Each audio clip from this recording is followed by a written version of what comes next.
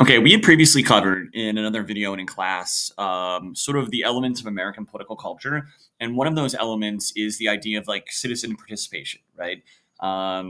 Democracy in the United States, really anywhere, just works better when people are willing to play a role. So in the United States, you see this show up in some things that we force citizens to do. And then there are some things that it just works better if citizens are willing to do them on their own. So, for example, the duties of an American citizen, these are the mandatory things that all U.S. citizens have to do. U.S. citizens have to pay taxes. This isn't optional. The taxes are necessary to fund the government. They pay for education and police, fire and trash pickup and the military and everything else the government spends money on. Clearly, people would rather not pay taxes, but the government doesn't give you an option. They require you to pay taxes. To serve on a jury, when you register to vote, you're automatically entered into the jury pool. And if you're called, you basically have to go to court and serve on a jury. This just works better when you have citizens that are serving on juries. If citizens didn't serve on juries, we wouldn't have a criminal justice system. The idea of also criminal justice system based serving as a witness.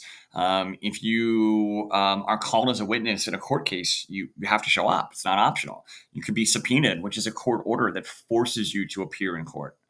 You have to attend school, right? Obviously, this isn't optional. These are laws that require you to go to school. To register for the draft, 18-year-old males have to register for the draft. So we did a pre-class that was centered around that. A draft is when the United States government forces you to fight against your will.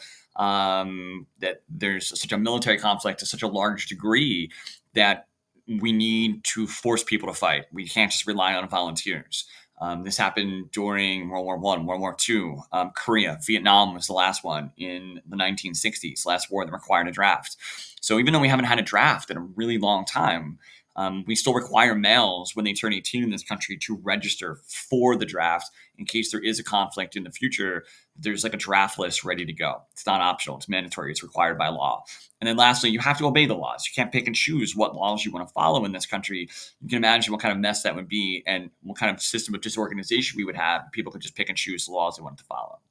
And then there are just the things that work better when more people are willing to do them, but we can't force you to do them. So like, for example, voting, it's not mandatory. It's not a law that you have to vote. It just works better when more people are willing to vote, but you don't have to. Volunteering and community service are a great way to benefit your local area, but they're not required. Understanding how the government works.